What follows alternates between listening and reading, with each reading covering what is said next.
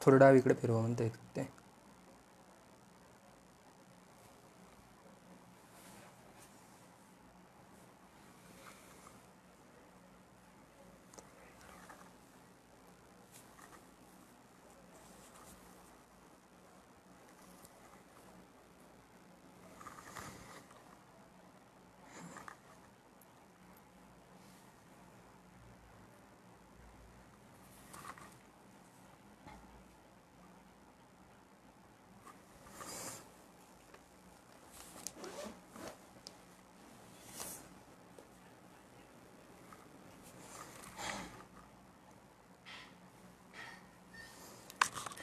नमस्कार.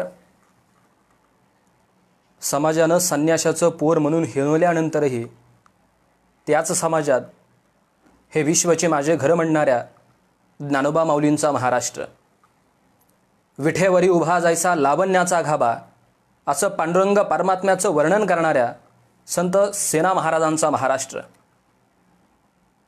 सिकंदर तलवारीच्या पात्यावर पंजाब जिंकायला आला, परंतु सिकंदराला तलवारीच्या पात्यावर पंजाब जिंकता आलं नाही. परंतु त्याच वेळी आम्हा सापडले वर्म करू भागवत धर्म असं पांडुरंग परमात्म्याच्या भक्तीचा माळा ज्यानं पंजाबच्या मातीमध्ये फुलवला त्या संत नामदेवरायांचा महाराष्ट्र, कांदा मुळा भाजी अवघी विठाई माझी असं म्हणत पांडुरंग परमात्म्याची भक्ती करत आपल्याच शेतामध्ये पांडुरंग परमात्म्याचं दर्शन घेणाऱ्या संत सावतामाळींचा महाराष्ट्र, 15व्या शतकामध्ये विद्वत्तेची पताका फडकवल्यानंतर सुद्धा महाराष्ट्राच्या मातीमध्ये येऊन दार उघड गबया दार उघड अशी आर्त हाक देत अंधश्रद्धेच्या अंधकारात निश्चित पडलेल्या समाजाला ज्ञानाचा प्रकाश बहाल करणाऱ्या संत एकनाथ महाराजांचा महाराष्ट्र, सत्य असत्याशी मन केले ग्वाही मानेले नाही बहुमता असं समाजातील अनिष्ट रूढींविरुद्ध ठणकावून सांगत आमच्या समाजाला नवा प्रकाश बहाल करणाऱ्या जगद्गुरु तुकोबारायांचा महाराष्ट्र, मनगटाच्या बळावर आणि बुद्धीच्या जोरावर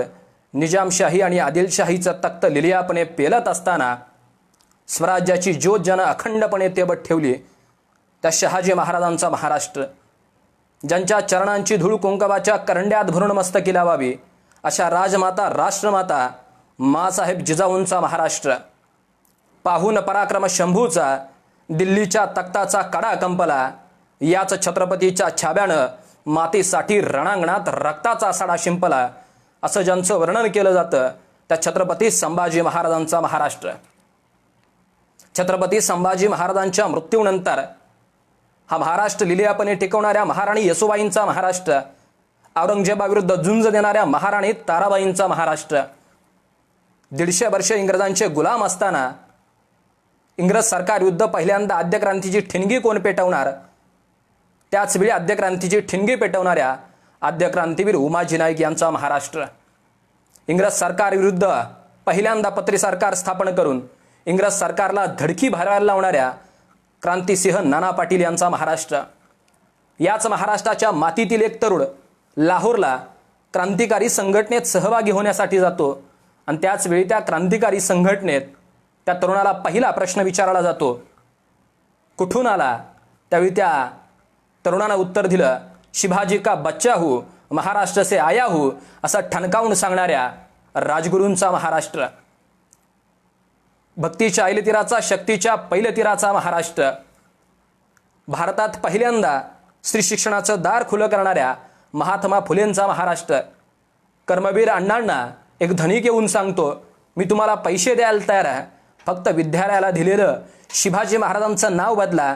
त्यावेळी त्या माणसाला ठणकावून सांगत एक वेळ मी माझ्या बापाचं नाव बदलेल, परंतु विद्यालयाला दिलेलं छत्रपती शिवाजी महाराजांचं नाव बदलणार नाही, असं ठणकावून सांगणाऱ्या कर्मवीर अण्णांचा महाराष्ट्र, छत्रपती शिवाजी महाराजांच्या पदस्पर्शानं पावन झालेला महाराष्ट्र, याच महाराष्ट्राच्या मातीचा मळवट मस्तकी लावून मी प्रमोद शशिकला प्रकाश कारकर आपल्या समोर छत्रपतींच्या विचारांचा जागर मांडण्यासाठी उपस्थित आहे. भक्तीच्या ऐलतीराचा, शक्तीच्या पैलतीराचा महाराष्ट्र, मर्द मराठी मावळ्यांच्या रक्तानं भिजलेला, स्वातंत्र्यवीरांच्या पराक्रमानं पावन झालेला हा महाराष्ट्र.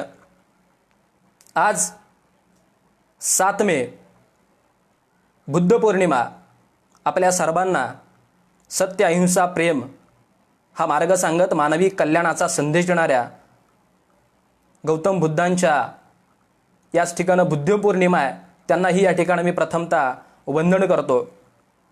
आणि सर्वात अगोदर स्वराज्य रक्षक संभाजी या फेसबुक पेजवर आज मला या ठिकाणी बोलण्याची संधी मिळते, त्याबद्दल प्रसाददादा असतील, त्याचबरोबर प्रशांतदादा असतील, यांचं मनापासून आभार मानतो. आणि सर्वात महत्त्वाची गोष्ट,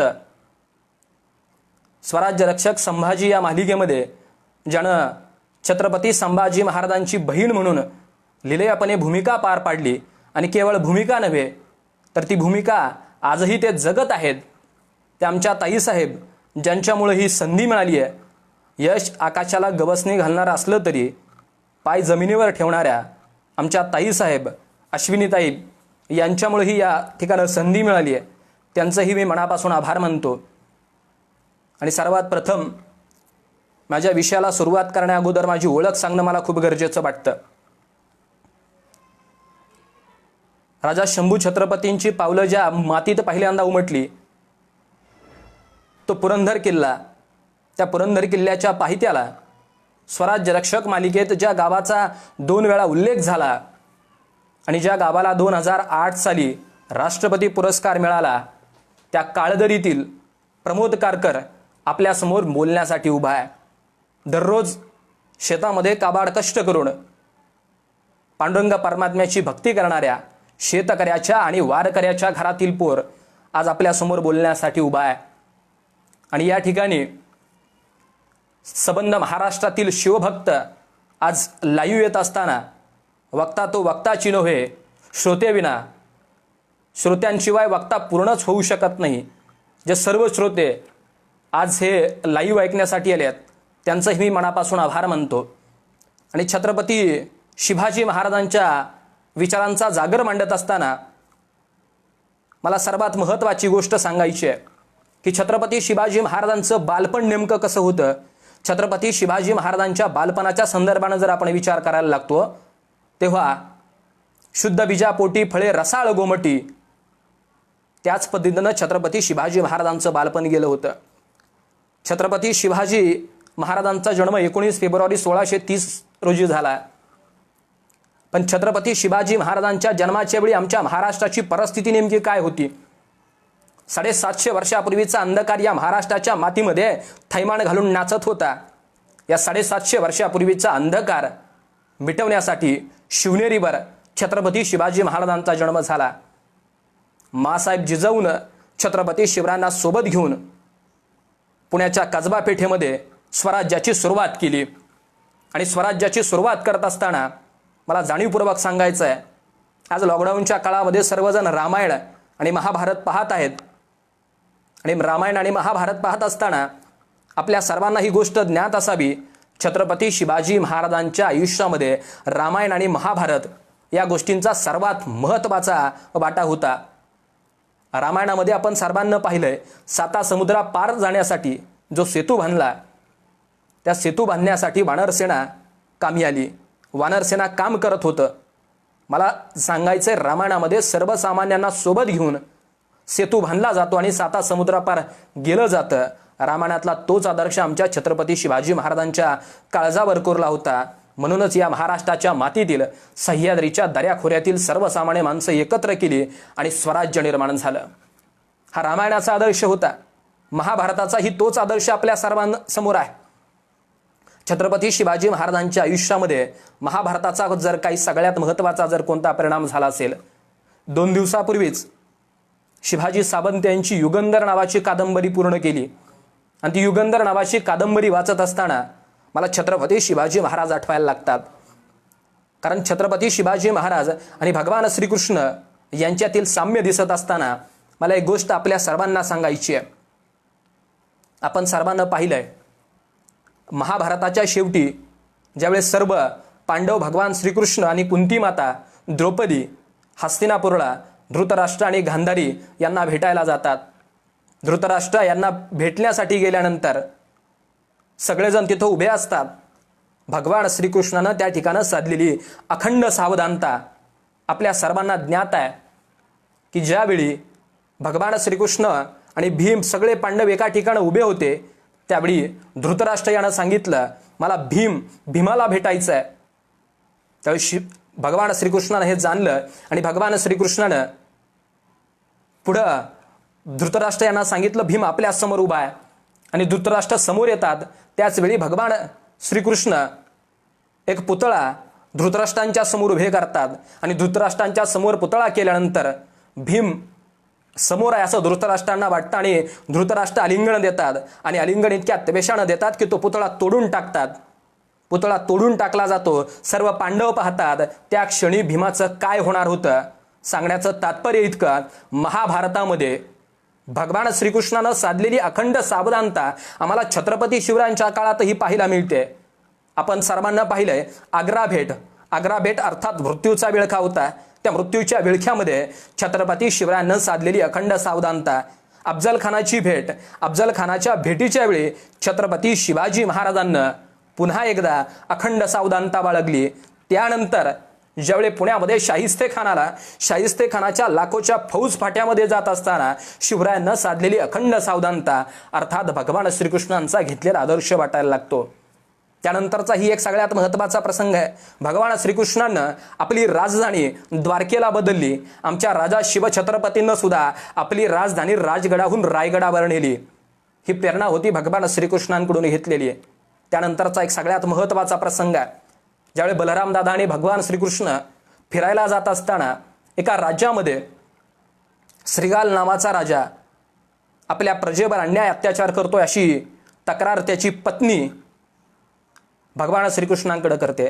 भगवान श्रीकृष्ण सुद्धा त्या राजाचा, श्रीगाल राजाचा वध करतात आणि वध केल्यानंतर त्या राजाच्या मुलाला गादीवर बसवलं जातं आणि गादीवर बसवल्यानंतर त्या राजाच्या पत्नीचा त्या ठिकाणी सन्मान केला जातो. हा प्रसंग आहे महाभारतातला. हा प्रसंग महाभारतातला आहे, परंतु मला छत्रपती शिवाजी महाराजांच्या काळात सुद्धा ते दिसायला लागतं. बेलवडीचं प्रकरण आपल्या सगळ्यांना माहिती आहे. त्या बेलवडीच्या घडीमध्ये सावित्रीबाई ज्यावेळी ती घडी लढवत असते आणि ती घडी लढवत असताना पराभूत झाल्यानंतर तिच्यावर अन्याय अत्याचार झाल्यानंतर छत्रपती शिवाजी महाराजांना त्याला शिक्षा केली आणि त्याच घडीवर त्या सावित्रीबाईंच्या मुलाला आपल्या मांडीवर बसवलं आणि त्या माऊलीचा त्याच दरबारात सन्मान केला. आणि सन्मान केल्यानंतर त्या ठिकाणी पुन्हा एकदा आपल्या सगळ्यांना दिसायला लागतं छत्रपती शिवाजी महाराज महाभारताचा आदर्श पुन्हा घ्यायला लागतात. छत्रपती शिवाजी महाराजांचं हे बालपण आपल्या समोर सांगत असताना मला सर्वात पुढची महत्त्वाची गोष्ट सांगायची आहे. आमच्या मुलांच्या लहानपणीच आपण आदर्श काय देतो, आमच्या मुलांच्या काळजावर ध्येय काय करतो, याच्यावरून आमच्या मुलांचं भविष्य ठरतं. ज्यावेळी छत्रपती शिवाजी महाराज बंगळूरला शहाजीराजांच्या या ठिकाणी जातात आणि त्यावेळी शहाजीराजांना छत्रपती शिवाजी महाराजांना एक ध्येय दिलं. वयाच्या 12व्या वर्षी छत्रपती शिवाजी महाराजांना शहाजी महाराजांना एक ध्येय दिलंय. त्या ध्येयाचं नाव आहे राजमुद्रा. राजमुद्रेचा अर्थ आपल्या सगळ्यांना ज्ञात आहे. प्रतिपदेच्या चंद्रेच्या कलेप्रमाणे वाढत जाणारं, विश्वाला वंदनीय असणारं शहाजीचा पुत्र शिवाजी याचं राज्य कल्याणकारी असलं पाहिजे. मला सांगायचं आहे ती राजमुद्रा वयाच्या 12व्या वर्षी छत्रपती शिवाजी महाराजांच्या काळजावर कोरलेलं ध्येय होतं. आणि म्हणूनच की काय, सह्याद्रीच्या दऱ्याखोऱ्यामध्ये हे राज्य व्हावे तो श्रींची इच्छा घुमवली गेली. याचं कारण होतं 12व्या वर्षी छत्रपती शिवाजी महाराजांच्या काळजावर ध्येय कोरलं होतं आणि मला आवर्जून सांगायचं आहे, आजच्या काळात सुद्धा आमच्या मुलांच्या हातामध्ये छत्रपतींचं चरित्र द्या, पुढच्या पिढीचं चरित्र घडल्याशिवाय राहणार नाही, हे आपल्या सगळ्यांना विश्वासपूर्वक सांगतो. मला वाटतं आम्ही बालपणामध्ये आमच्या मुलांवर काय संस्कार ठरवतो याच्यावरून आमचं भविष्य ठरतं, हे छत्रपती शिवाजी महाराजांच्या बालपणातून दिसतं. छत्रपती शिवाजी महाराजांच्या या बालपणाच्या काळामध्ये परिस्थिती सगळी चालवेल नव्हती, पण तरी सुद्धा माँसाहेब जिजाऊंना सर्व लोकांना एकत्र केलं आणि एकत्र केल्यानंतर छत्रपती शिवाजी महाराजांना स्वराज्य उभा केलं. आणि म्हणून मला छत्रपती शिवाजी महाराजांच्या संदर्भानं आपल्या सर्वांना 5 मुद्दे सांगणं मला गरजेचं वाटतं. त्यातला पहिला मुद्दा आहे माणसं जोडणं, दुसरा मुद्दा आहे संवाद कौशल्य, तिसरा मुद्दा आहे आपल्याला जे जमतं ते उत्तम करा, आणि चौथा मुद्दा आहे कर्तृत्व असं करा की जगाला हेवा वाटला पाहिजे आणि शत्रूला दहशत वाटली पाहिजे, आणि सर्वात शेवटचा 5वा मुद्दा आहे आपलं सगळं संपलं असं जेव्हा वाटतं ना तेव्हा खंबीरपणे उभा राहा. छत्रपती शिवाजी महाराजांची ही 5 सूत्री आपण सर्वांना जर आयुष्यात आणली तर आपण कधीच पराभूत होऊ शकत नाही. मग छत्रपती शिवाजी महाराजांना पहिला जर मंत्र कोणता स्वीकारला असेल तर ती माणसं जोडणं आहे. मग शिवाजी महाराजांचा जो पहिला मुद्दा आहे माणसं जोडणं, कारण स्वराज्य निर्माण करायचं होतं, स्वराज्य निर्माण करण्यासाठी माणसं जोडणं तितकी गरजेची होती. मला आवर्जून सांगायचं आहे, फेसबुक व्हॉट्सअपच्या माध्यमातून आपले हजारो मित्र आहेत, ते हजारो मित्र फेसबुक आणि व्हॉट्सअपच्या माध्यमातून आपल्याला दिसतात, परंतु फेसबुक आणि व्हॉट्सअपच्या माध्यमातून आपल्याला जोडलेले हजारो मित्र सर्वच आपल्याला ओळखतात का, हा सर्वात महत्त्वाचा प्रश्न आहे. पण मला जाणीवपूर्वक सांगायचं आहे, बदलत्या तंत्रज्ञानामध्ये यंत्राच्या माध्यमातून आपल्या लोकांना एकत्र करणं आणि छत्रपतींच्या विचारांचा जागर मांडणं असं सर्वोत्तम काम जर कोण करत असेल तर स्वराज्य रक्षक संभाजी हे फॅन पेज करत आहे. कारण मला जाणीवपूर्वक सांगायचं आहे, स्वराज्य रक्षक संभाजी या फेसबुक पेजवर जी सर्व काही तमाम महाराष्ट्रातील शिवभक्त एकत्र आलेत, ही सर्व आपण एकमेकांना ओळखतो, अर्थात आपण छत्रपतींचे मावळे आहोत. मला वाटतं माणसं जोडणं सुद्धा छत्रपती शिवरायांकडून शिकलं पाहिजे. आणि यातलं पहिलं जर उदाहरण कोणतं आहे, माणसं जोडता आली पाहिजेत. मग माणसं जोडायचेत कशी? कुडतोजी गुजर नावाचा एक सर्वसामान्य माणूस छत्रपती शिवरायांच्या जवळ येतो. छत्रपती शिवाजी महाराज त्याच्याशी संवाद साधतात आणि छत्रपती शिवाजी महाराज त्यांच्याशी संवाद साधल्यानंतर कुडतोजी गुजर नावाचा सर्वसामान्य माणूस कर्तृत्व असं करतो की स्वराज्याचा सरसेनापती प्रतापराव गुजर होतात. बहुरुप्याचं काम करणारा एक सर्वसामान्य पोर स्वराज्यात छत्रपती शिवरायांना भेटतो. तो माणूस महाराज जोडतात आणि माणूस जोडल्यानंतर छत्रपती शिवाजी महाराज त्या बहुरुप्याच्या पोराला आपल्या जवळ घेतात आणि तोच पोरगा हेर खात्याचा प्रमुख होतो आणि आमच्या स्वराज्याचा डोळा होतो. त्यांचं नाव भैरजी नाईक आहे. माणसाशी जोडली होती कारण छत्रपती शिवाजी महाराजांना ही माणसं जोडून स्वराज्य उभा करायचं होतं. जी माणसं नितड्या छातीनं मरणाला सामोरे जाणारी माणसं छत्रपती शिवाजी महाराजांना एकत्र केली. यातलं एक सर्वात उत्तम जर उदाहरण कोणतं असेल तर त्यातलं सर्वोत्तम उदाहरण आहे जावळीच्या खोऱ्यामध्ये चंद्रराव मोरे ज्यावेळी स्वराज्याच्या विरोधात कारवाया करायला लागतात आणि स्वराज्याच्या विरोधात कारवाया करत असताना छत्रपती शिवाजी महाराज त्या ठिकाणी लढायला जावळीच्या खोऱ्यात जातात आणि जावळीच्या खोऱ्यात गेल्यानंतर छत्रपती शिवाजी महाराज लढाई करतात. त्यावेळी त्या जावळीच्या खोऱ्यात चंद्रराव मोरेच्या बाजूने लढणारा एक सैनिक छत्रपती शिवाजी महाराज त्याला जवळ बोलावतात आणि त्याच्याशी माणुसकी जोडतात आणि तो जोडलेला मावळा त्या ठिकाणी पुन्हा एकदा महाराजांच्या बरोबर जोडला जातो आणि तो जोडलेला माणूस पुरंदरावर येतो आणि पुरंदरावर किल्लेदार म्हणून राहतो. आणि प्रसंग ज्यावेळी स्वराज्याचा येतो आणि प्रसंग स्वराज्याचा आल्यानंतर दिलेर खान आणि मिर्झा राजे जयसिंग स्वराज्य गिळंकृत करायला येतो. त्यावेळी दिलेर खानाशी लढत असताना हो मर्द मराठी मावळा त्वेषानं लढतो आणि त्वेषानं लढणारा हा मर्द मराठी मावळा ज्यावेळी लढत होता त्यावेळी दिलेर खान त्या ठिकाणी कौल देतो, रुक रुक मुरार, अरे कशासाठी लढतोय? स्वराज्याच्या तुकड्यासाठी लढतोय, आमच्याकडे जहागीर दिली जाईल, सन्मान दिला जाईल.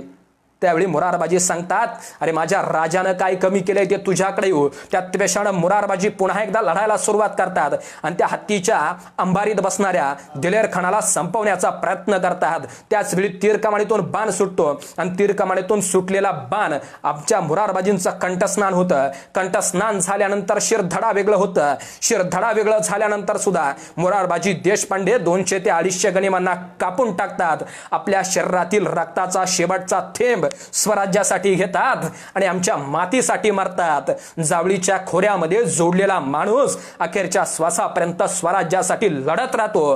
ही छत्रपती शिवरायांना जोडलेल्या माणसांची प्रेरणा आहे. ही तुमच्या आमच्यासाठी आजही प्रेरणादायी ठरते. मग छत्रपती शिवाजी महाराजांनी ही माणसं जोडली आहेत. पण याच्यातलं जर सर्वात उत्तम उदाहरण जर कोणतं असेल, आपल्या सगळ्यांना ही गोष्ट ज्ञात असावी की छत्रपती शिवाजी महाराजांनी जी माणसं जोडली होती त्या माणसामध्ये एकही माणूस वशिल्यानं मोठा नव्हता झाला, तर स्वतःच्या कर्तृत्वानं मोठा झाला होता. ही आपल्या सगळ्यांसाठी आदर्शाची गोष्ट आहे. आणि याच्या सर्वात जर उत्तम गोष्ट कोणती असेल, छत्रपती शिवाजी महाराजांनी माणसं जोडली खरी, परंतु माणसं जोडल्यानंतर छत्रपती शिवाजी महाराजांच्या आयुष्यातील जर सर्वात महत्त्वाचा प्रसंग जर कोणता असेल, आज आपण पाहतो आम्ही माणसं जोडतो, पण जोडलेली माणसं कायमस्वरूपी आमच्याबरोबर राहतात का? आपल्या सगळ्यांच्या मनाला प्रश्न विचारला पाहिजे. पण छत्रपती शिवाजी महाराजांच्या स्वराज्याचा जेव्हा विचार करायला लागतो, क्वचित अपवाद वगळला तर शिवाजी महाराजांना जोडलेला एकही माणूस छत्रपतींना सोडून गेलेला नाही. ही सर्वात महत्त्वाची आणि प्रेरणादायी गोष्ट आहे. महाराजांना जोडलेला माणूस थेट काळजापर्यंत भिडवलाय, आणि जोपर्यंत माणसाला आम्ही हृदयापर्यंत भिडवत नाही, हृदयात जागा देत नाही, तोपर्यंत माणूस आपला होत नाही. जोपर्यंत माणूस आपला होत नाही तोपर्यंत तो आपल्यासाठी लढायला तयार होत नाही, आणि तोपर्यंत माणूस निधड्या छातीनं मरणाला सामोरे जात नाही. ही स्वराज्यातील सगळ्यात महत्त्वाची दिलेली प्रेरणा आहे. आणि छत्रपती शिवाजी महाराजांना ही जोडलेली माणसं आहेत. मला वाटतं आजच्या काळामध्ये सुद्धा आम्हाला हेच करणं गरजेचं आहे, कारण माणसं जोडता आली पाहिजेत. त्याच्याशिवाय आम्हाला आमची पुढची वाटचाल करता येणार नाही. आजही छत्रपती शिवाजी महाराजांचा इतिहास तुम्हा आम्हाला सांगतोय, माणसं जोडता आली पाहिजेत. कारण जग जिंकण्याचं वेळ तर सिकंदरालाही होतं, पण तलवारीच्या पात्यावर सिकंदरानं जवळपास अर्ध जग जिंकलं. पण 350 वर्षापूर्वी या महाराष्ट्राच्या मातीमध्ये माझ्या राजानं माणसं जोडण्याचं बेट ठेवलं. म्हणून 350 वर्षानंतर सुद्धा छत्रपती शिवराय हा शब्द उच्चारल्यानंतर हजारो नव्हे लाखो लोक एकत्र येतात. ही प्रेरणा आहे माणसं जोडण्याची. मला वाटतं तुम्हा आम्हाला माणसं जोडता आली पाहिजेत. छत्रपती शिवाजी महाराजांच्या संदर्भाने हा पहिला मुद्दा आहे. त्यानंतरचा दुसरा मुद्दा आहे संवाद कौशल्य. छत्रपती शिवाजी महाराजांचं संवाद कौशल्य आपण सर्वांना ज्ञात घेतलं पाहिजे. छत्रपती शिवाजी महाराजांच्या संवाद कौशल्याच्या संदर्भाने बोलत असताना संवादाला सुसंवादाच्या पातळीवर नेण्याचं कसब आपल्याला जोपर्यंत येत नाही तोपर्यंत आपण उत्तम कामगिरी करू शकत नाही. कारण माणसं येतात जातात, पण लक्षात राहतो तो संवाद. मला वाटतं छत्रपती शिवाजी महाराजांना सुद्धा तोच संवाद आमच्या महाराष्ट्राच्या मातीतील माणसांशी साधला होता. याच्यातला पहिला संवाद आहे छत्रसाल बुंदेलखंडचा युवराज ज्यावेळी आपल्या आईवडिलांच्या मृत्यूनंतर पुन्हा एकदा उभा राहतो आणि उभा राहण्यासाठी मुघलांकडे चाकरीला जातो. आणि मुघलांकडे चाकरीला गेल्यानंतर त्या ठिकाणी मान मिळत नाही, प्रतिष्ठा मिळत नाही, अन्याय अत्याचार होतो. त्याच वेळी छत्रसाल बुंदेला महाराष्ट्राच्या मातीत छत्रपती शिवरायांना भेटायला येतात आणि छत्रपती शिवरायांना सांगतात मला तुमच्या स्वराज्यात काम द्या. छत्रपती शिवराय म्हणतात तुम्हाला काम दिलं जाईल, पण मान प्रतिष्ठा दिली जाणार नाही. मनात आलं असतं तर छत्रपती शिवरायांना ती प्रतिष्ठा आणि मान आणि कामही दिलं असतं. परंतु छत्रपती शिवराय त्यानंतर छत्रपती शिवरायांना छत्रसाल बुंदेलाशी साधलेला संवाद आहे की आपण क्षत्रियांचे मेरुमणी आहात. मनात आलं तर त्या मुघलांच्या विरुद्ध तलवार उपसून तुम्ही लढू शकता. छत्रपती शिवरायांच्या स्वराज्यात काम करण्यापेक्षा एक काम करा, पुन्हा एकदा बुंदेलखंडमध्ये जा आणि श्रीकृष्णाचं स्मरण करा. आणि श्रीकृष्णाचं स्मरण केल्यानंतर आपलं पुन्हा एकदा राज्य उभं करा. छत्रपती शिवरायानं त्या बुंदेलखंडमधील छत्रसाल बुंदेला यांच्याबरोबर संवाद साधला आणि तो संवादाचा शब्द आपल्या कानामध्ये साठवून छत्रसाल बुंदेला बुंदेलखंडमध्ये जातात. आणि बुंदेलखंडमध्ये गेल्यानंतर त्या छत्रसाल बुंदेला यानं पुन्हा एकदा त्वेषानं उभा राहिले आणि उभा राहिल्यानंतर छत्रसाल बुंदेलानं आपलं स्वराज्य पुन्हा एकदा उभा केलं. हे स्वराज्य उभा केलं ते छत्रसाल बुंदेलांच्या मागची प्रेरणा होती छत्रपती शिवरायांचा संवाद. त्यानंतरचा पुढचा संवाद आहे आग्रा भेट. आपल्या सगळ्यांना माहिती आहे आग्रा भेट हा पराक्रम अतिशय गौरवशाली आहे, पण त्या पराक्रमामध्ये सगळ्यात महत्त्वाचा गोष्ट असेल संवाद कौशल्य छत्रपती शिवरायांचं. 12 मे पर्यंत त्या आग्र्याच्या विळख्यात अडकलेल्या छत्रपती शिवरायांना मारा असं तिथली सगळी लोक म्हणत होती. 12 मे पर्यंत लोक म्हणतात छत्रपती शिवरायांना मारा, पण त्यानंतरच्या पुढच्या काही दिवसांमध्ये छत्रपती शिवरायांना त्या माणसांशी असा काही संवाद साधला. त्या माणसाशी संवाद साधत असताना 12 मे नंतर काही दिवसांमध्ये ती माणसं औरंगजेबाला सांगायला लागली की तुम्ही छत्रपती शिवाजी महाराजांना मारू नका. संवाद इतका उच्च पातळीला नेला की औरंगजेबाची मुलगी सुद्धा सांगते छत्रपती शिवाजी महाराजांना मारू नका, आपण मृत्यूच्या विळख्यात अडकलोय, आता आपलं जगणं अवघड झालंय. अशा काळामध्ये सुद्धा साधलेला संवाद छत्रपती शिवरायांना पुन्हा एकदा यश मिळवून देतो. मला वाटतं संवाद कौशल्य काय असतं हे छत्रपती शिवरायांकडून शिकलं पाहिजे. आणि मला वाटतं या संवादाची पुढची जर परिभाषा कोणती असेल, पुरंदराचा तह आपल्या सगळ्यांना ज्ञात आहे. त्या पुरंदराच्या तहामध्ये दिलेर खान आणि मिर्झा राजे जयसिंग आमचं स्वराज्य संपवायला आलेत. आणि स्वराज्य संपवायला आल्यानंतर दिलेर खान आणि मिर्झा राजे जयसिंग लढत असताना छत्रपती शिवाजी महाराजांना पुरंदरचा तह केला खरा, परंतु पुरंदरचा तह करण्यासाठी संवाद साधणं गरजेचं आहे. कारण मिर्झा राजे जयसिंग मुरब्बी माणूस होता, स्वराज्य संपवण्याच्या हेतून आला होता. पण महाराजांना पुरंदराच्या पायथ्याला मिर्झा राजे यांच्याबरोबर जो काही संवाद साधला, तो संवादानं आमचं स्वराज्य टिकलंय. अर्थात आजही छत्रपती शिवाजी महाराजांना संवादाच्या कौशल्यावर, केवळ तलवारीच्या पात्यावर पराक्रम करता येत नाही, तितकीच धार आमच्या बुद्धीला असावी लागते. जोपर्यंत आमच्या बुद्धीला धार येत नाही तोपर्यंत आमच्या पराक्रमाची परिभाषा उच्च होऊ शकत नाही. छत्रपती शिवाजी महाराजांना तलवारीच्या पात्याच्या पलीकडे जाऊन सुद्धा संवादाच्या माध्यमातून जो पराक्रम केला तो तुम्ही आम्ही समजून घेणं गरजेचं आहे. कारण आज बाजारामध्ये आम्हाला शेकडो पुस्तकं मिळतील संवाद कसा साधायचा ही सांगणारी, पण 350 वर्षापूर्वी माझ्या राजानं केलेलं कर्तृत्व आजही तुम्हा आम्हाला सांगताय संवाद कसा साधावा. मला वाटतं छत्रपती शिवाजी महाराजांना साधलेला संवाद आज तुमच्या आमच्यासाठी गरजेचा आहे. कारण संवादानं भांडणं होतात, भांडणं झाल्यानंतर हजारो लोक एकत्र येतात फक्त भांडणं सोडण्यासाठी, सोडवण्यासाठी नव्हे. तर मला सांगायचं आहे संवादानं आपला वाद होऊ शकतो, पण तो वादच होऊ नये यासाठी छत्रपती शिवरायांचा इतिहास आमच्यासाठी प्रेरणादायी होऊ शकतो. यानंतरचा सगळ्यात महत्त्वाचा जर मुद्दा कोणता असेल, तिसरा मुद्दा, छत्रपती शिवाजी महाराजांना सांगितलेला एक मंत्र आहे, आपल्याला जे जमतंय ना ते सर्वोत्तम करा. आज आमच्या तरुणांसमोर प्रश्न पडतो, आमच्या तरुणांसमोर पडलेला प्रश्न आहे, आम्ही शिक्षण घेतो, आमच्याकडे कला असते, पण आम्ही कोणत्या क्षेत्रात करिअर करावं, कोणत्या क्षेत्रात करिअर करायचा हा प्रश्न ज्यावेळी आमच्यासमोर पडतो ना, त्यावेळी एक सुंदर वाक्य आहे, आपल्याला जे काम आवडतं, आपल्याला जे काम आवडतं ते मनापासून आणि सर्वोत्तम करत जा, आपलं करिअर आपोआप होतं. आणि छत्रपती शिवाजी महाराजांना तोच आमच्यासमोर संदेश दिला होता. त्याचं सर्वोत्तम जर उदाहरण कोणतं असेल तर आपण रायगड पाहिला. रायगडासारखा अभेद्य गडकोट हिरोजी इंदालकरांना उभा केला. हिरोजी इंदालकर आमच्या स्वराज्याचे बांधकाम प्रमुख होते. महाराजांना माहीत होतं हिरोजी इंदालकर बांधकाम प्रमुख उत्तम करतात. महाराजांना त्या हिरोजी इंदालकरांना सांगितलं तुमचं बांधकामातील काम सर्वोत्तम आहे, तुम्ही तेच करा. आणि हिरोजी इंदालकरांना ते काम अतिशय आत्मीयतेनं केलं, प्रेरणेनं केलं आणि मनापासून केलं. हिरोजी इंदालकर त्यामध्ये सर्वोत्तम ठरले, म्हणून रायगडाचं वर्णन सुद्धा केलं जातं, एकटा रायगड जगाच्या विरुद्ध लढू शकतो. अर्थात तुम्हाला जे काम जमतं ना ते सर्वोत्तम करा, हे सगळ्यात महत्त्वाचं प्रेरणादायी आहे. त्याच्यानंतरचा पुढचा प्रसंग आहे, बहिर्जी नाईक बहुरूप्याचं काम करतात. महाराजांना सांगितलं तुम्हाला काम जे जमतंय ते सर्वोत्तम करा. बहिर्जी नाईक सुद्धा आपलं काम सर्वोत्तम करतात आणि आमच्या स्वराज्याचे नेत्र होतात आणि आमच्या बहिर्जी नाईकांच्या जीवावर स्वराज्य जिवंत राहतं.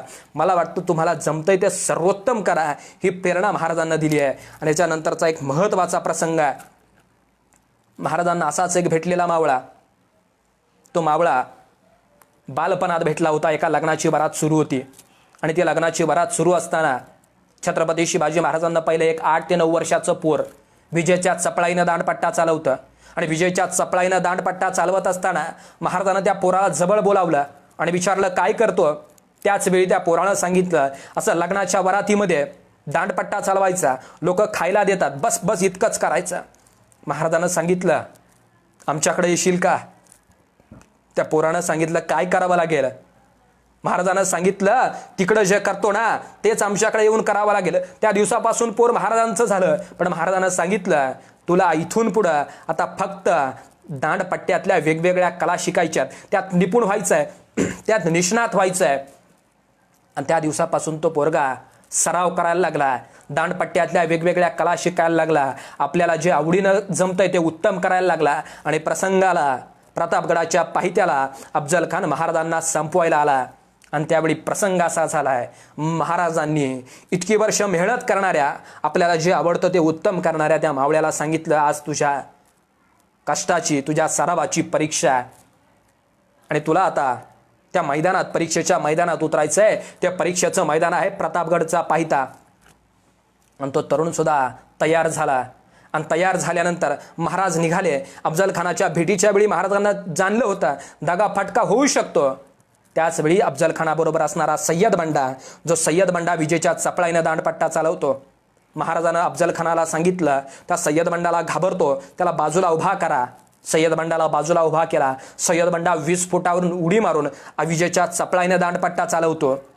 मग महाराजांना सांगितलं, हा आमचा मावळा सुद्धा विजेच्या चपळाईनं दांडपट्टा चालवला पाहिजे. आणि मग त्याच वेळी तो छत्रपती शिवाजी महाराज आणि अफजल खान यांची भेट होती. आणि अफजल खानाची भेट झाल्यानंतर ज्यावेळी दगा फटका होतो, अफजल खानाचा कोथळा बाहेर काढला जातो. सय्यद बांड विजेच्या चपळाईनं दांडपट्टा चालवतो. विजेच्या चपळाईनं दांडपट्टा चालवत असताना त्याच वेळी छत्रपती शिवरायांचं शिर कलम करणार, त्याच वेळी आमचा मावळा 25 फुटावर उडी मारतो आणि विजेच्या चपळाईनं दांडपट्टा चालवत सय्यद बंडाचा हात वरच्या वर कलम करतो आणि आमच्या महाराष्ट्राला मन देऊन जातो. होता जिवा म्हणून वाचला शिवा. जिवा माले यांनी आमच्या महाराष्ट्राच्या मातीला दिलेली नवीन म्हण होती. पण मला सांगायचं आहे, सय्यद बंडाचा हात वरच्या वर कलम करायला किती सेकंद लागले असतील?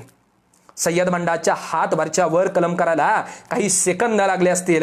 परंतु काही सेकंदाचं कसब येण्यासाठी कित्येक वर्षाची मेहनत करावी लागते आणि आपल्याला जे जमतं ते सर्वोत्तम करावं लागतं. 350 वर्षानंतरही सुद्धा आमच्या महाराजांचा इतिहास आजही तुम्ही आम्हा तरुणांना सांगतोय, आपल्याला जमतंय ते सर्वोत्तम करा.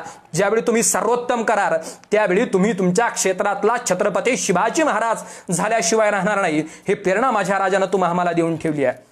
त्यानंतर छत्रपती शिवाजी महाराजांच्या संदर्भानं चौथा मुद्दा आपल्या सगळ्यांना सांगणं मला गरजेचं वाटतं.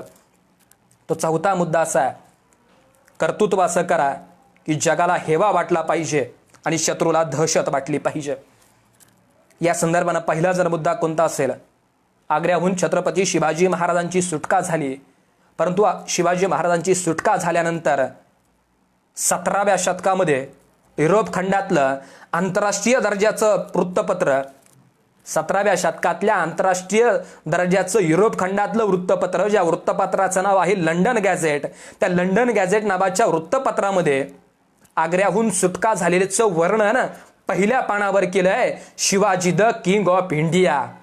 17व्या शतकातील आंतरराष्ट्रीय दर्जाचं वृत्तपत्र छत्रपती शिवरायांचं वर्णन करतं, Shivaji the king of India. अर्थात कर्तृत्व असं करावं की जगाला हेवा वाटला पाहिजे. लाचित बडफौकन नावाचा आसामचा सेनापती, आसामचं राज्य, त्याच आग्र्याचं वर्णन करतो आणि आग्र्याची प्रेरणा घेतो. लाचित बडफौकन त्या आसामचा सेनापती महाराजांची प्रेरणा घेतो आणि महाराजांची प्रेरणा घेऊन पुन्हा एकदा लढायला उभा राहतो. आणि उभा राहिल्यानंतर महाराजांची प्रेरणा घेऊन आसाममधील तो सेनापती औरंगजेबाच्या सरदाराविरुद्ध लढतो आणि त्या सरदाराला पराभूत करतो. ही प्रेरणा आहे छत्रपती शिवरायांची. त्याच्या पुढचा प्रसंग आहे, बाबर, अकबर, हुमायून, जहांगीर, शहाजहान आणि 6वा औरंगजेब. ही 6 नावं आहेत मुघलशाही साम्राज्याची. ज्या मुघलशाही साम्राज्याला वैभवशाली शिखरावर घेऊन जाण्यासाठी बाबर, अकबर, हुमायून, जहांगीर, शहाजहान आणि 6वा औरंगजेब या 6 पिढ्या खर्ची गेल्यानंतर मुघलशाही साम्राज्य वैभवशाली शिखरावर जाऊन पोचलं. पण त्याच वेळी 19 फेब्रुवारी 1630ला आमच्या महाराष्ट्रात अशी एक पिढी जन्माला आली, ज्या पिढीनं वैभवशाली शिखर खिळखिळ करून टाकलं. त्या पिढीचं नाव आहे छत्रपती शिवाजी महाराज. त्या 6 पिढ्यांना नेस्तनाबूत करण्याचं काम आमच्या महाराजांना केलं. अर्थात कर्तृत्व असं करावं की जगाला हेवा वाटला पाहिजे. आणि त्यानंतरची गोष्ट आहे, औरंगजेबानं स्वतःला आलमगीर नावाची पदवी दिली.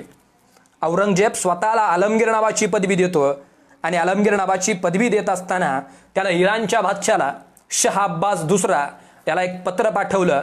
आणि ते पत्र पाठवल्यानंतर इराणचा बादशाह शाह अब्बास दुसरा त्या उत्तर देत असताना त्या पत्रामध्ये लिहितो, तुम्ही शाह आलमगीर आहात, तुम्ही बादशाह आहात, तर मग इराणचा बादशाह कोण आहे?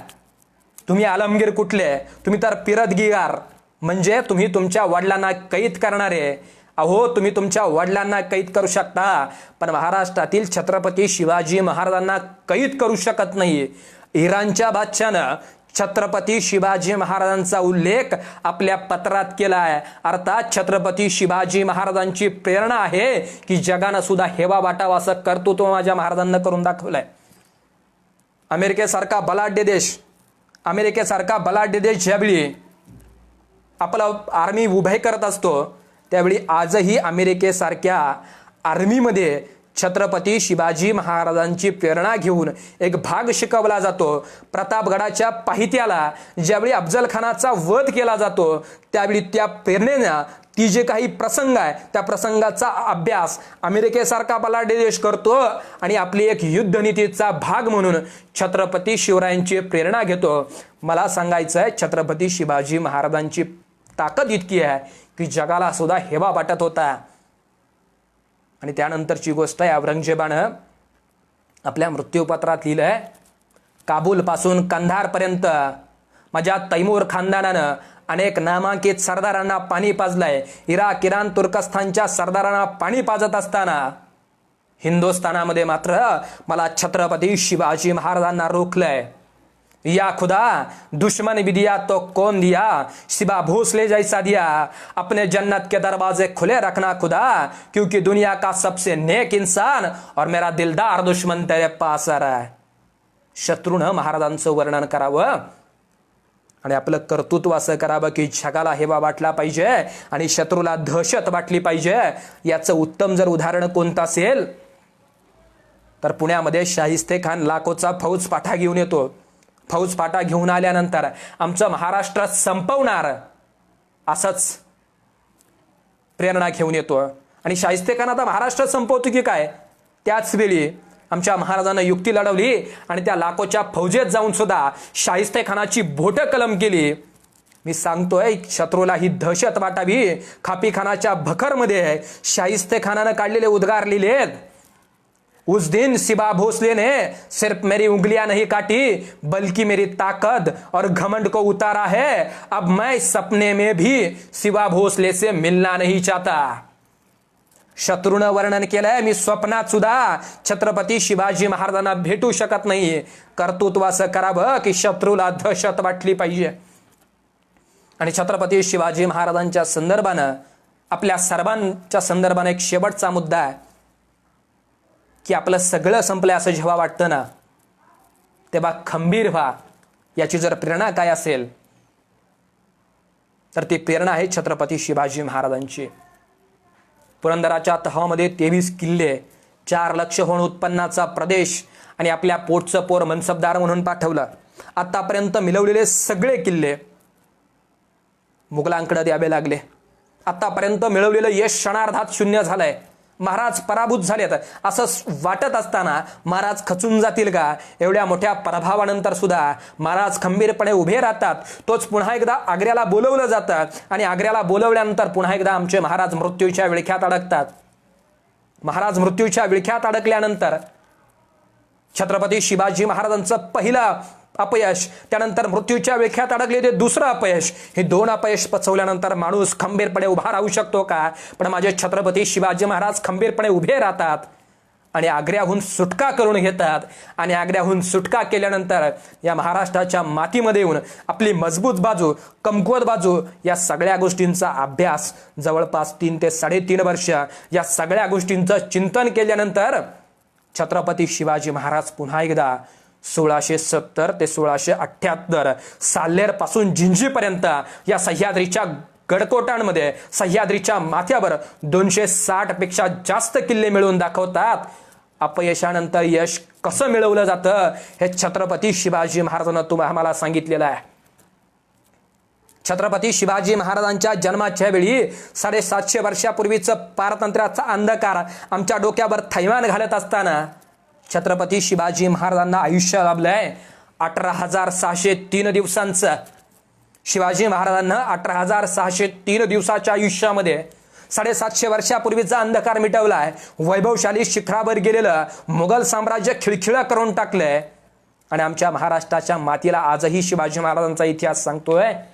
जेव्हा जेव्हा सगळं संपलंय ना, तेव्हा तेव्हा खंबीर रायगडासारखं अभेद्य उभं राहा. अपयशानंतर यश कसं मिळवायचं हा छत्रपती शिवाजी महाराजांचा इतिहास आजही आम्हाला सांगतोय. आणि याच कर्तृत्वाला आपल्या खांद्यावर दिलेपणे पेललं जर कुणी असेल तर ते छत्रपती संभाजी महाराजांना पेललंय.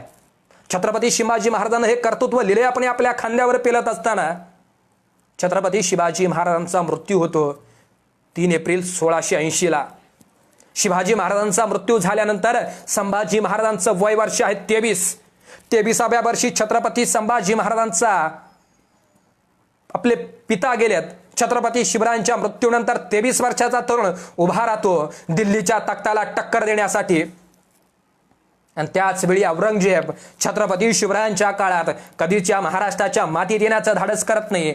परंतु औरंगजेब येत असताना संभाजी महाराजांचं वय वर्ष आहे 24 वर्षाचा तरुण दिल्लीच्या तख्ताला टक्कर देण्यासाठी उभा राहतो.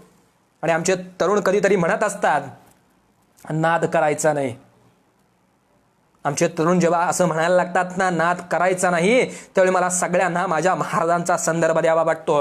औरंगजेब महाराष्ट्र संपवायला येतो. महाराष्ट्र संपवायला आल्यानंतर औरंगजेबानं आपल्या वजिराला प्रश्न विचारलाय, आपण महाराष्ट्रात संपवायला आलोय खरं, पण हा महाराष्ट्र संपवण्यासाठी आपण आणलेली संपत्ती किती आहे?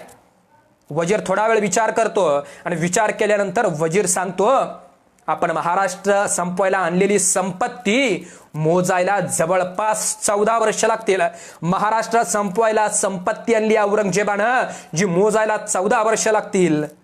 पण माझ्या संभाजी महाराजांना 32 वर्षाच्या आयुष्यात असा काही पराक्रम केला की ज्या पराक्रमानं छत्रपती संभाजी महाराजांना कर्तृत्व असा केला, लढा असा दिला की औरंगजेबाची संपत्ती मोजायला 14 वर्ष लागतील. ती संपत्ती संपली.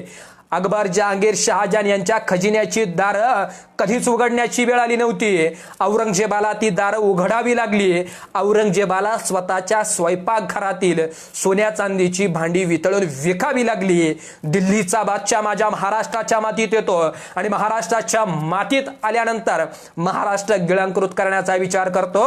त्याच वेळी माझ्या महाराष्ट्राच्या मातीतील छत्रपती संभाजी महाराज द्वेषानं लढायला उभे राहतात आणि दिल्लीच्या तख्तावर बसणाऱ्या औरंगजेबाला आपला जिरेटोप घालता येत नाही आणि कंगाल होऊन या महाराष्ट्राच्या मातीत मरावं लागतं. 1689ला छत्रपती संभाजी महाराजांचा मृत्यू होतो. औरंगजेबाला वाटतं आपण यशस्वी झालो, पण त्यानंतर 1689 ते 1707 पर्यंत आमचा महाराष्ट्र लढत राहतो आणि 18 वर्ष महाराष्ट्र लढत राहत 1707ला औरंगजेबाचा या अहमदनगरच्या मातीत गाडलं जातं. प्रेरणा जर कुणाची असेल तर ती छत्रपती संभाजी महाराजांना घेतली असेल. 19 फेब्रुवारी 1630ला महाराजांचा जन्म होतो. 750 वर्षाचा अंधकार मिटवण्यासाठी माझे छत्रपती संभाजी महाराज कर्तृत्व असं करतात की औरंगजेबाला या महाराष्ट्राच्या मातीत मरावं लागतं.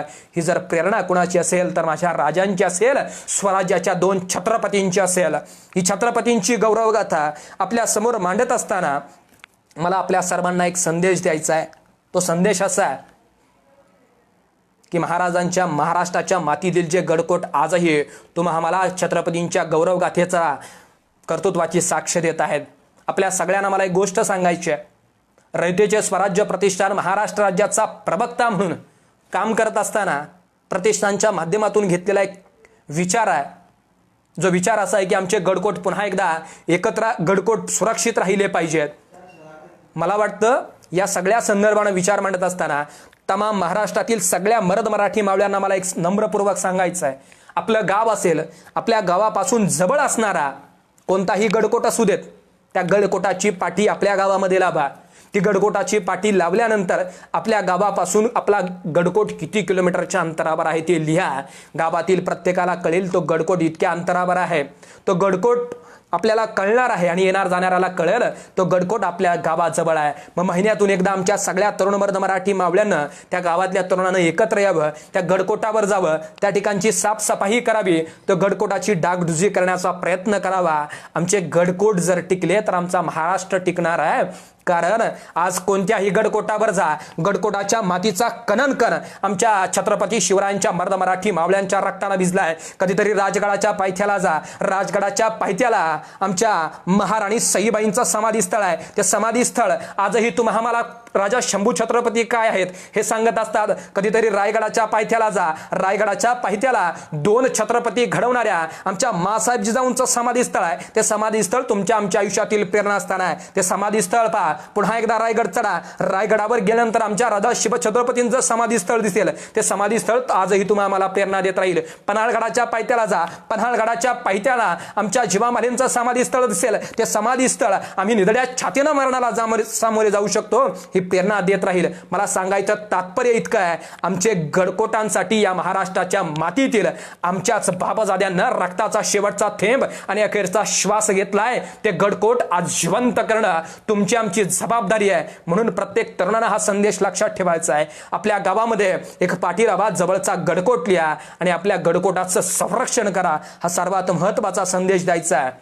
आणि सर्व सांगत असताना, विषयाच्या समारोपाकडे जात असताना आपल्या सर्वांना एक गोष्ट आवर्जून सांगायचं आहे. आयुष्यामध्ये कितीही मोठा पराक्रम करा, आयुष्यामध्ये कितीही मोठा पराक्रम करत असताना जन्म देणाऱ्या आई वडिलांच्या चरणांची नतमस्तक जरूर व्हा. आयुष्यामध्ये कितीही मोठा पराक्रम करा, आयुष्यामध्ये कितीही मोठा पराक्रम केला तरी सुद्धा आई वडिलांचे आदर्श पुत्र व्हायला जरूर विसरू नका. आणि जगातील कितीही कोट्याधीश माणूस व्हा, जगातील कितीही कोट्याधीश माणूस व्हा आणि सर्वोत्तम पुरस्कार मिळवा, परंतु जोपर्यंत आपल्या कर्तृत्वानं कष्ट करणाऱ्या आई वडिलांचं ऊर भरून येत नाही आणि त्यांच्या डोळ्यांच्या कडा पाणावत नाहीत आणि त्या पाणावलेल्या डोळ्यातून आनंदाचा ओखळलेला अश्रू आपल्या तळहातावर घ्या, तो आमच्या आयुष्यातील सर्वोत्तम पुरस्कार ठरणार आहे. मला वाटतं आमचे आई वडील कळणं ही खरं तर छत्रपती शिवाजी महाराजांकडून घेतलेली सगळ्यात महत्त्वाची शिकवण असेल. मला वाटतं आपण सगळ्यांना हे करून घेतलं पाहिजे. कारण आई वडिलांनी केलेल्या काबाड कष्टाशिवाय आमचं जगणं असू शकत नाहीये. कारण मासाहेब जिजाऊन आमचं स्वराज्य घडवलंय. त्या संदर्भानं आईचे उपकार आमच्यावर किती आहेत हे आपल्या सगळ्यांना सांगून जाईल. ते उपकार असे आहेत की आपण एखाद्याला जर भाड्यानं घर दिलं तर आम्ही त्या माणसाला देव माणूस म्हणतो. पण 9 महिने 9 दिवस ज्या माऊलीनं आपल्याला गर्भात सांभाळलं ती माऊली आमच्यासाठी देव असणार नाही का?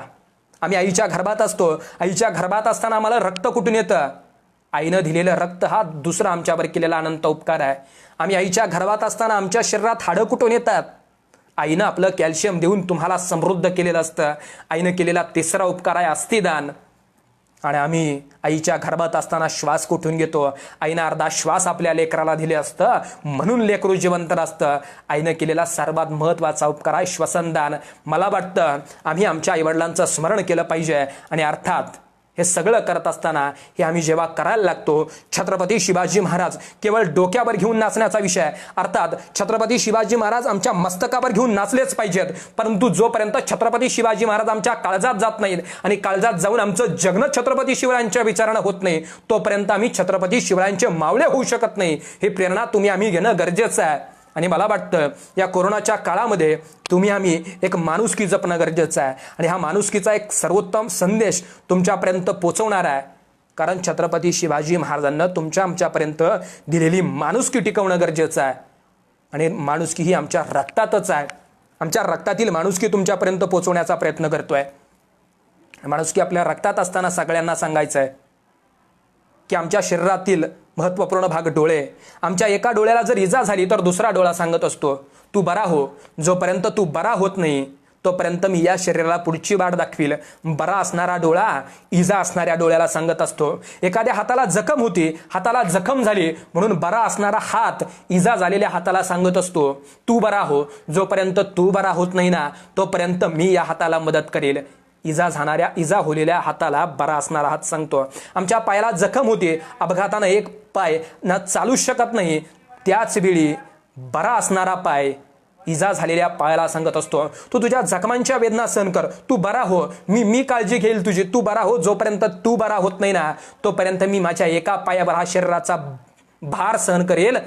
आणि त्याच्या पुढची गोष्ट आहे, आमचं रक्त हृदयात जातं, आमचं रक्त शरीरभर फिरत असतं आणि हृदयापर्यंत पोचत असतं. आमचं रक्त सुद्धा शरीरभर फिरत असताना हृदयापासून सांगत असतं, मी शरीरभर फिरत राहील, फक्त तू हृदयात तू चालत राहा. जोपर्यंत तू चालणार नाही ना तोपर्यंत माणूस जिवंत राहणार नाही. अहो, इजा असणाऱ्या डोळ्याला बरा असणारा डोळा सांगतो, इजा असणाऱ्या हाताला चांगला हात सांगत असतो, आमचा अपघात झालेल्या पायाला बरा असणारा पाय सांगत असतो आणि शरीरभर फिरणारं रक्त सुद्धा सांगत असतं, हृदयात तू चालत राहा, माणूस जिवंत असला पाहिजे. मला वाटतं माणुसकी आमच्या रक्ताच्या नसानसात भिनली आहे, ती आम्हाला छत्रपती शिवरायांना दिली आहे, ती आम्ही जपणं गरजेचं आहे आणि ती नक्कीच जपाल, इतकाच आशावाद व्यक्त करतो. आणि पुन्हा एकदा स्वराज्य रक्षक संभाजी या फेसबुकच्या माध्यमातून तमाम महाराष्ट्रातील शिवभक्तांपर्यंत मला पोचता आलं. यामध्ये प्रशांतदादा असतील, प्रसाददादा असतील, खरं तर त्यांना ही सगळ्यात महत्त्वाची संधी दिली आहे. कारण मी माझ्या गावाची ओळख नेहमी सांगत असतो आणि ती ओळख मी सुरुवातीला सुद्धा सांगितलेली आहे. ती ओळख सांगण्याचं कारण इतकं आहे, आम्ही आमच्या गावाशी नाळ जोडली पाहिजे. जी गावाशी नाळ जोडतात ती माणसं पुढं गेल्याशिवाय राहू शकत नाही. याचं जर सर्वोत्तम उदाहरण असेल तर पुरंदराच्या पायथ्याला संभाजी महाराजांचा जन्म होतो आणि तो मावळा आपल्यासमोर बोलत असताना मला आवर्जून सांगायचं आहे, केदारेश्वराच्या शिवलिंगावर मेघराजाचा जलाभिषेक व्हावा, तो भक्तीचा जलबिंदू राजा शंभू छत्रपतींच्या जन्मस्थळापाशी येऊन रोजावा, मावळ्यांच्या रक्तानं भिजावा. तोच भक्तीचा आणि शक्तीचा जलबिंदू काळाच्या दरीमध्ये येऊन एका झऱ्यामध्ये विसावा आणि त्या झऱ्यामधील भक्तीचा आणि शक्तीचा जलबिंदू प्राशन करण्याचा लाभ या पामराला व्हावा आणि त्याच काळदरीमधील प्रमोदकार करणं आपल्यासमोर छत्रपतींच्या गौरवगाथेच्या विचारांचा जागर मांडावा. मला वाटतं 16व्या शतकातला जन्म होता स्वराज्य रक्षणासाठी, 16व्या शतकातला जन्म होता स्वराज्य रक्षणासाठी आणि 21व्या शतकातला देह आहे छत्रपती शिवाजी महाराजांचे विचार सह्याद्रीच्या दऱ्याखोऱ्यामध्ये पोहोचवण्यासाठी. मला वाटतं हा देह छत्रपती शिवरायांच्या विचारांसाठी आहे. आणि पुन्हा एकदा आपण सर्वजण उपस्थित राहिला त्याबद्दल आपल्या सगळ्यांच्या मनापासून आभार मानतो. आणि विशेषतः आमच्या कायम पाठीशी असणाऱ्या आमच्या ताई, खरं तर ज्यांच्यामुळं ही सगळ्यात महत्त्वाची संधी मिळाली, ज्या ताईंकडं पाहिल्यानंतर प्रेरणा मिळते आणि भावाच्या पाठीशी खंबीरपणं कसं उभं असावं, ज्या बहिणीनं स्वराज्य रक्षक मालिकेत सांगितलं, पण आपल्या आयुष्यात जगत असताना आमच्यासारख्या भावांच्या पाठीशी उभं राहून या भावांना पुढं घेऊन जाण्याची प्रेरणा देणाऱ्या आमच्या अश्विनीताई असतील, त्यांचंही मी मनापासून आभार मानतो. आणि जवळपास 1 तास ही सर्वच माणसं, ही सर्व आमच्या काळदरी गावातील असतील, माझा मित्र परिवार असेल, तमाम महाराष्ट्रातील सर्व शिवभक्त असतील, ही सगळी लोक एकत्र आली आणि एकत्र आलेल्या लोकांना छत्रपती शिवाजी महाराजांच्या विचारांचा जागर मांडत असताना आपण सगळे एकत्र आला आणि महाराजांचे विचार ऐकले, त्याबद्दल मनापासून आभार मानतो. आणि जाताना इतकंच म्हणेल, आभारांचे भार कशाला, फुलांचे हार कशाला, राहू एकमेकांच्या हृदयात, त्या हृदयाला दार कशाला. बोलताना जर चुकीचे शब्द आले असतील तर तो केवळ माझ्या बुद्धीचा दोष आहे. चांगला असेल ती वारकरी परंपरेची पताका खांद्यावर देणारे आजी आजोबा असतील, संस्काराचं बाळकडू पाजणारे आई वडील असतील, त्यांच्या पुण्याईनं पंढरीच्या पांडुरंगानं मला दिलेला आशीर्वाद, तोच तुम्हाला शब्दरूपी वाटलेला प्रसाद असेल. माझ्या युक्तीचा नवे हा प्रकार सखा भगवंत वाचा त्याची. आपल्या सर्वांची रजा घेतो. मनपूर्वक धन्यवाद.